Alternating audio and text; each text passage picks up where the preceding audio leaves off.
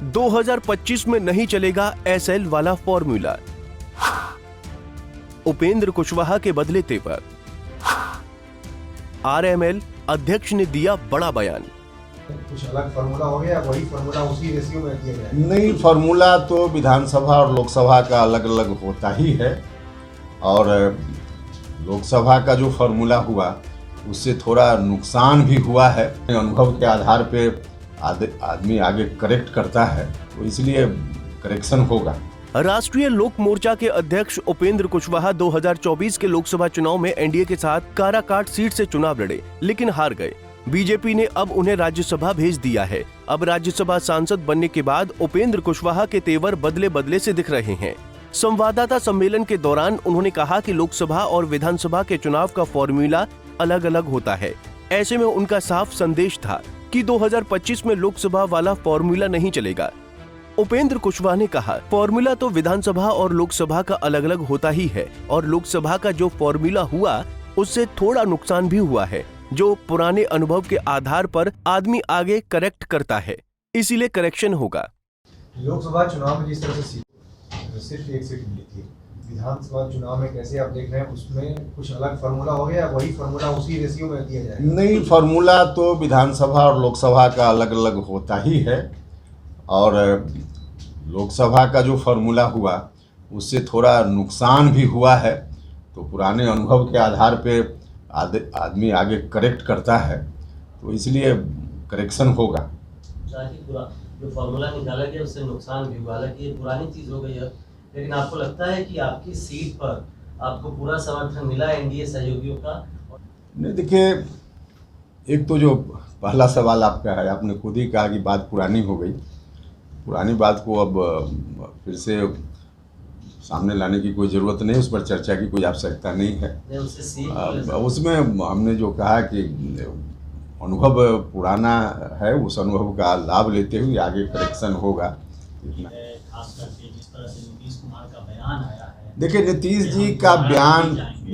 जी का बयान अब एक तो कई लोग व्यक्तिगत रूप से भी हम लोगों से पूछते रहते हैं कि क्या है, कहीं से अब डाउट करने जैसा नहीं है।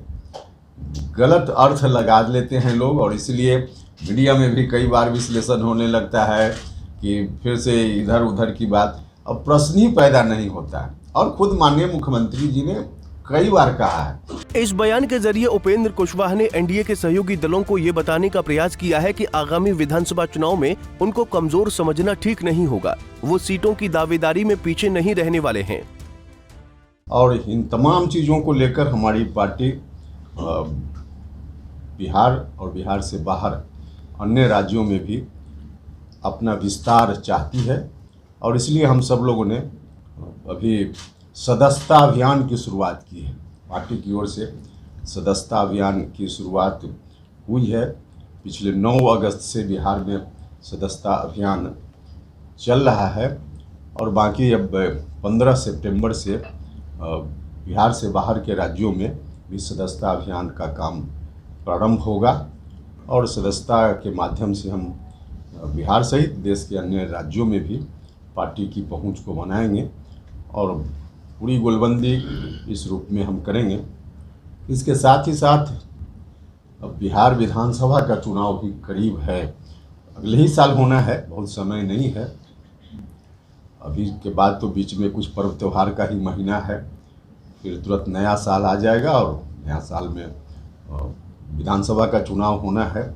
तो उस दृष्टि से भी बिहार में मजबूती से 243 जगह कैसे एनडीए की जीत हो, इस बात को लेकर हमारी पार्टी तैयारी कर रही है, और निश्चित रूप से जो तैयारी हो रही है उसके आधार पे हम कह सकते हैं कि इस बार फिर से एनडीए की सरकार बिहार में बनेगी, और विकास की गाड़ी जो माननीय प्रधानमंत्री जी के नेतृत्व में देश भर में और मुख्यमंत्री जी के नेतृत्व में बिहार में चल रही है, वह और आगे तेज गति से बढ़ेगी।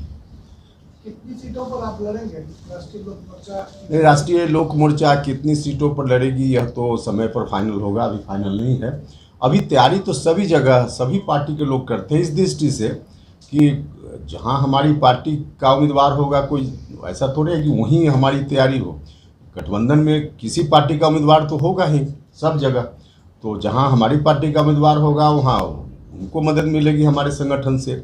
जहां घटक दल में किसी और पार्टी का उम्मीदवार होगा उनको भी मदद चाहिए। तो सभी जगह तैयारी तो सभी लोग करते हैं और हमारी पार्टी भी कर रही है। उपेंद्र कुशवाहा बिहार के पुराने नेता हैं।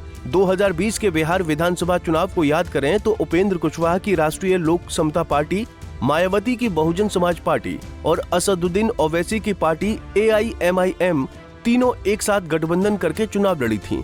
आंकड़ों में सबसे चौंकाने वाली बात ये रही कि ओवैसी की पार्टी को 5 सीट, लेकिन उनका वोट प्रतिशत सिर्फ 1.24% था। हालांकि उपेंद्र कुशवाहा को एक भी सीट नहीं आई। पटना से संजीव कुमार की रिपोर्ट।